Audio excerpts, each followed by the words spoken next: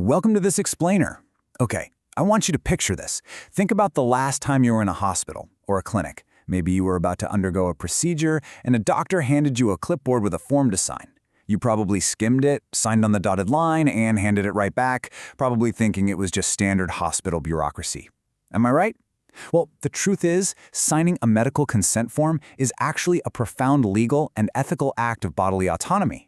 Today, we're going to unpack the ethical and legal significance of consent in clinical practice, and trust me, the law behind that seemingly simple signature is absolutely fascinating. So, to truly understand this, we have to look at what consent actually means in the eyes of the law. At its core, consent is a patient's voluntary agreement to treatment, examination, or care. But I want you to look at the legal reality of that. It is, fundamentally, the waiving of your right to bodily integrity. It isn't just paperwork, you guys. It is you, as a patient, legally permitting a healthcare professional to literally cross the physical boundary of your body. Because without that permission, a medical procedure is legally indistinguishable from a physical attack. And this brings us to what I like to call the trifecta. The 3 reasons why consent is the absolute bedrock of clinical practice. First, ethically, it is the ultimate respect for patient autonomy, your right to govern your own body. Professionally, it builds the foundation of trust between a doctor and patient, which is strictly upheld by General Medical Council standards. But legally, well, this is where it really has teeth. Failing to get valid consent can lead a clinician right into civil torts like negligence or battery, or, no joke, even criminal assault charges. Okay, let's dive into this. Here is our roadmap for today. First, we'll look at the foundation of consent, followed by the 3 pillars that actually make it legally valid: mental capacity, informed decisions, and voluntary choice. And finally, we'll wrap up with the rare exceptions when consent simply isn't possible. All right, let's jump right into Section 1, the foundation of consent, building the 3 pillars. What actually makes consent valid? I want you to think of this like a compass that guides clinical practice. For consent to be legally valid, it has to rest on 3 pillars. The patient must have the capacity to make the decision, they must be informed, and the decision absolutely must be voluntary. But there's a crucial caveat here. Consent must also be continuing. This means a patient can change their mind and withdraw their consent at literally any point. It is not a one-and-done contract, it's an ongoing conversation. Let's move to our first pillar and see how this builds our understanding. Pillar 1, mental capacity. Who gets to decide? Well, in the UK, under the Mental Capacities Acts, there is a strict legal presumption that anyone over the age of 16 automatically has the capacity to make their own medical decisions. Now, here is a massive legal distinction, and it might actually surprise you. An irrational or unwise decision is not evidence of incapacity. You have the absolute right to make a terrible, unwise, or completely irrational medical decision, up to and including refusing life-saving treatment. Making a bad choice doesn't legally mean you lack the mental capacity to make it. The law actually protects your right to be unwise. So how do doctors actually figure this out if someone is making a highly unusual choice? They use a 4-part functional test. The patient has to be able to do 4 things. 1. Understand the information relevant to the decision. 2. Retain it long enough to actually make a choice. 3. Appreciate and weigh that information. And 4. Communicate their decision. And importantly, assessing capacity is not some quick snap judgment. Doctors have to provide all practicable help and support to help the patient meet these 4 steps before they can declare they lack capacity. To show you just how incredibly nuanced this whole thing gets, let's talk about the recent hematrondan case. This involved a 19-year-old girl with a fatal mitochondrial disease. She desperately wanted to travel to the US for an experimental treatment, and she told doctors she wanted to die trying to live. But crucially, she completely refused to believe her fatal diagnosis. Now, initially, some doctors in a lower court argued that because she didn't believe the medical facts, she couldn't properly weigh the information, which meant she lacked capacity. But the Court of Appeal ultimately disagreed. They found that her lack of belief in the diagnosis actually had a rational basis rooted in her shared family beliefs. So her refusal to accept the diagnosis wasn't an impairment of her mind, it was just her perspective. She retained her capacity.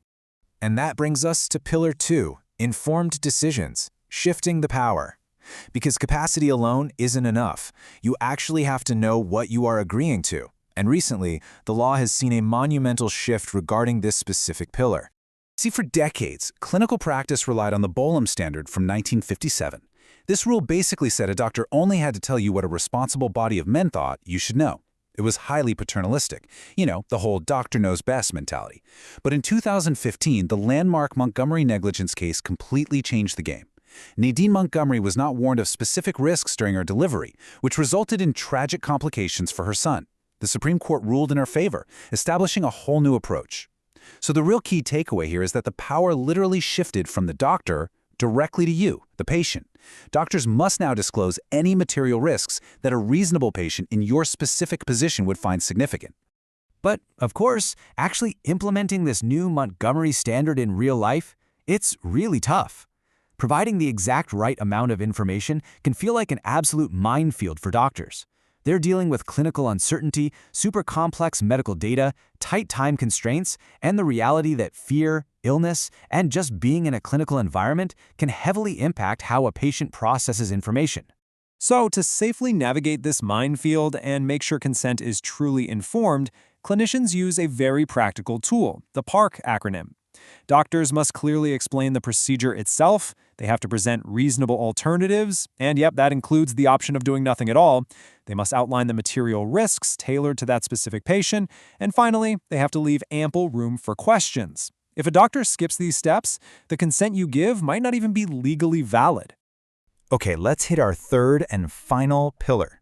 Pillar 3, voluntary choice, free from coercion.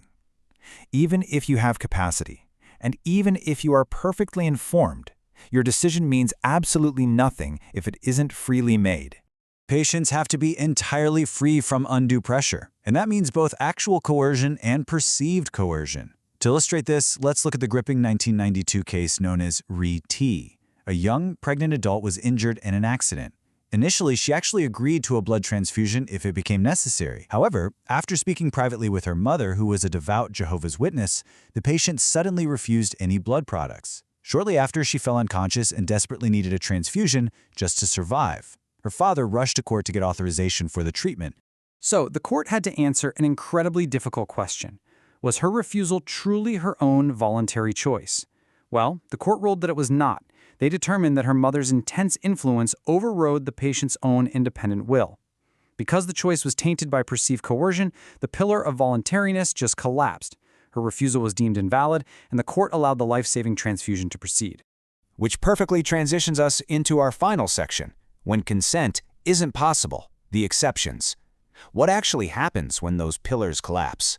Well, there are very specific legal exceptions where doctors can treat you without your consent. The most obvious one is an emergency, under the common law doctrine of necessity. I mean, if you arrive at an ER unconscious and bleeding, doctors do not need your signature to save your life. The second exception is when a patient officially lacks capacity under the Mental Capacity Acts, and a decision just has to be made for them. And finally, under specific provisions of the Mental Health Act, patients can sometimes be treated without consent if they pose a serious risk to themselves or others.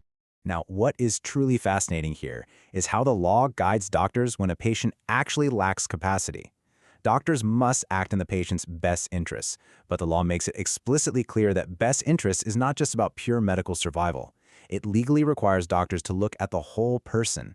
They have to consider the patient's previously expressed wishes, their feelings, and their deeply held beliefs and values. It's essentially a substituted judgment meant to honor the patient's autonomy, even when they can no longer speak for themselves. So we've journeyed through the incredible legal and ethical weight of clinical consent today. It really is your ultimate shield of bodily autonomy, supported by mental capacity, informed decision-making, and voluntary choice. So the next time a doctor hands you that clipboard and a pen, I really want you to pause. Will you just blindly sign it, or will you ask the questions, weigh the risks, and ensure your 3 pillars of autonomy are truly standing tall? Thanks so much for joining me on this explainer, and I'll catch you in the next one.